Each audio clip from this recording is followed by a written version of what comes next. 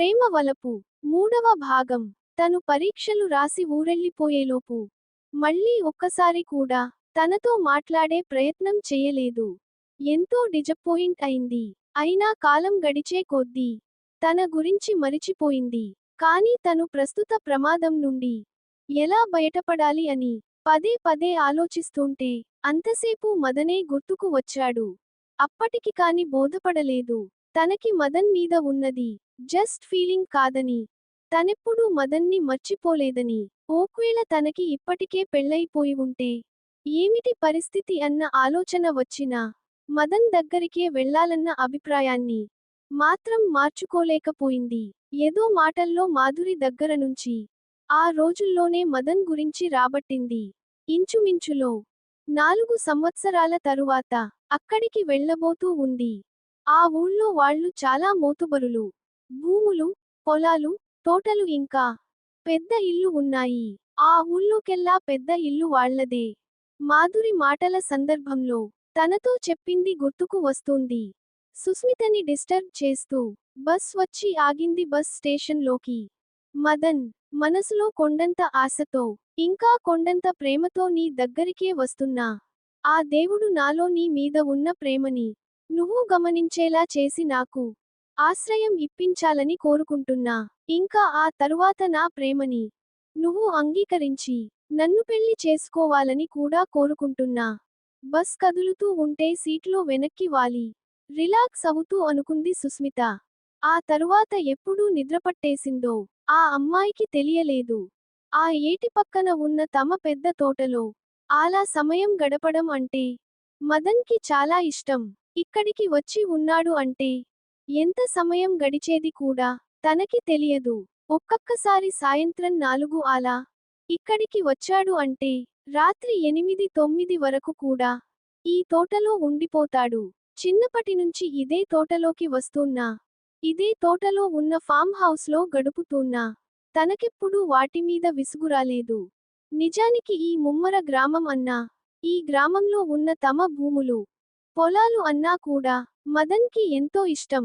తాత్కాలికంగా కూడా వాటిని వదిలి ఎప్పుడూ వదిలి వెళ్ళాలని అనిపించలేదు.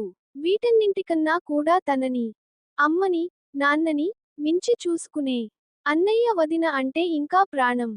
అందుకే తాను ఎక్కడో దూరంగా ఉన్న టౌన్లో హాస్టల్లో ఉండి కాలేజ్లో చదవాలని తన అన్నయ్య అన్నప్పుడు తనెంత మాత్రం ఒప్పుకోలేదు. ఇక్కడే ఇలా గడుపుతూ పల్లెటూరి బైతువి అనిపించుకుంటావా? నువ్వు టౌన్కి వెళ్ళి అక్కడ హాస్టల్లో ఉండి కాలేజ్లో చదవాల్సిందే. తన అన్నయ్య పట్టుపట్టడం, ఇంకా తన వదిన కూడా వంతపాడటంతో తనకెలాగో 3 సంవత్సరాలు అతికష్టంతో ఈ ఊరికి చాలా దూరంగా హాస్టల్లో ఉండి ఆ కాలేజ్లో చదవక తప్పలేదు. ఇప్పటికి 3 సంవత్సరాలు అలా అయింది ఆ కాలేజ్ చదువు పూర్తయి. ఈ 3 సంవత్సరాలలోనూ ఎప్పుడూ అప్పుడప్పుడు తప్ప తను ఈ తోటలోకి రావడం మిస్సయింది లేదు. తను ఈ తోటలోకి వచ్చాడు అంటే కనీసం ఒక గంటైనా ఇక్కడ గడపకుండా వెళ్ళడు. ఇక్కడ నీకొచ్చే ఆనందం అంతా వదులుకుని నువ్వింటికి రావాల్సిన అవసరం వచ్చింది. వెనక నుండి వంశీ మాటలు వినపడి చిరాగ్గా వెనక్కి తిరిగాడు మదన్. ఏమిటి ఈ చెట్ల మధ్య నీకు కలిగే ఆనందం? నాకు బోధపడదు. సమయమే తెలియదు ఇక్కడికి వస్తే నీకు. మధ్యలో నీకొచ్చిన ఇబ్బంది ఏమిటి? కోపంగా అన్నాడు మదన్. ఇంతకీ నేనెందుకు ఇంటికి బయలుదేరి రావాలి ఇప్పుడు? ఎవరో వచ్చారు చాలా దూరం నుంచి నీ గురించి. సడన్గా ఒక వింత ఎక్స్ప్రెషన్ తో పాటుగా ఒక చిరునవ్వు కూడా వచ్చింది వంశీ పెదవుల మీదకి. తనకి నువ్వే కావాలంట. నా గురించి చాలా దూరం నుంచి వచ్చే వాళ్ళెవరు? ఎందుకొచ్చారు? మదన్ భృకుటి ముడిపడిపోయింది. అది తెలుసుకోవాలంటే ఆలస్యం లేకుండా ఇంటికి వెళ్ళు. నాకు ఈ ఫామ్ హౌస్లో కొంత పని ఉంది. అది చూసుకుని ఇంటికి వస్తాను. అలా చెప్పాక పిలుస్తూ ఉన్నా వెనక్కి తిరిగి చూడకుండా వెళ్ళిపోయాడు వంశీ. వచ్చిన కోపాన్ని కంట్రోల్ చేసుకుంటూ వచ్చింది ఎవరో గెస్ చెయ్యడానికి ప్రయత్నం చేస్తూ ఇంటివైపు అడుగులు వేశాడు మదన్. కానీ ఎంత ఆలోచించినా వచ్చింది ఎవరో మాత్రం బోధపడడం లేదు. ఎవరో కొంతమంది క్లోజ్ ఫ్రెండ్స్ ఉన్నారు. కానీ తనకి ఫోన్ చెయ్యకుండా ఇలా రాత్రి అయిపోతూ ఉంటే వచ్చే వాళ్ళెవరు? అన్నయ్య, నా గురించి ఎవరో వచ్చేరుట కదా. ఎవరు? ఎక్కడ ఉన్నారు? ఇంటి ముందు కుర్చీలో కూర్చుని ఉన్న అన్నయ్య ముకుందాన్ని అడిగాడు మదన్. ఇక్కడి వరకు వచ్చేవు కదా. అలా 4 అడుగులు వేసి వంటింట్లోకి వెళ్ళు. అక్కడ మీ వదినతో మాటల్లో చాలా బిజీగా ఉన్నారు తను. మోహంలో అదొకరకమైన ఎక్స్ప్రెషన్. ఇంకా చిరునవ్వుతో అన్నాడు ముకుందం. వంటింట్లో వదినతో బిజీగానా? నాకస్సలు అర్థం కావడం లేదు. ఇంటి లోపలికి నడుస్తూ అన్నాడు మదన్. నాకు ఏమీ అర్థం కావడం లేదు. నువ్వు ఇన్ని రోజులు చాలా అమాయకుడివనుకున్నా.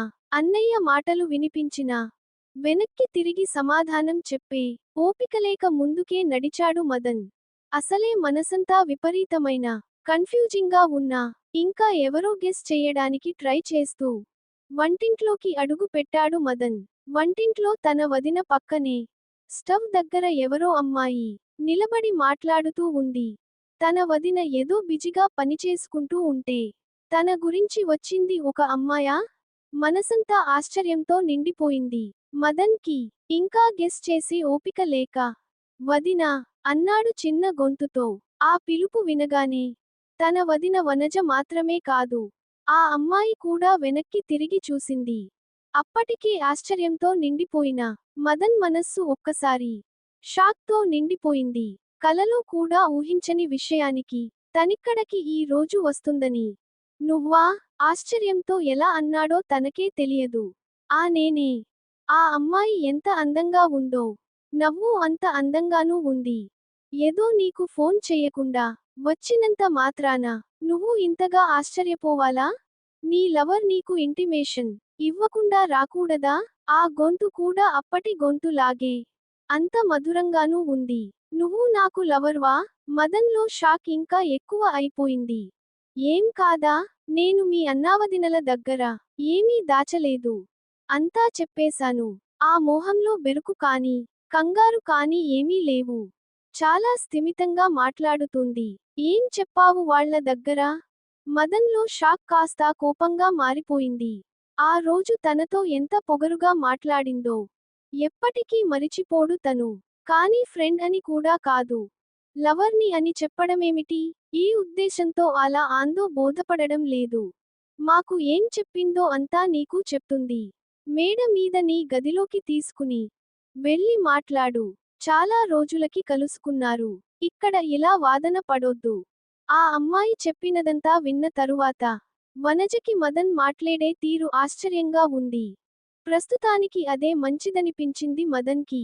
ముందుగా తనెందుకు ఇక్కడికి వచ్చిందో, తన వాళ్లతో ఏమి మాట్లాడిందో అడిగి తెలుసుకోవాలి. తరువాత తక్కిన విషయాలు ఆలోచించొచ్చు. ఇంకా నాకు ఒక 40 రోజుల పాటు మీ ఇంట్లో చోటు కావాలి. తరువాత మీకు ఏ ప్రాబ్లం సృష్టించకుండా నేను ఇక్కడ నుండి వెళ్ళిపోతాను. మిగతా స్టోరీ 4వ భాగంలో. ఈ కథ మీకు నచ్చితే మరిన్ని మంచి కథల కోసం ఈ ఛానల్ని సబ్స్క్రైబ్ చేసి ప్రోత్సహించండి. సర్వే జనాః సుఖినో భవంతు.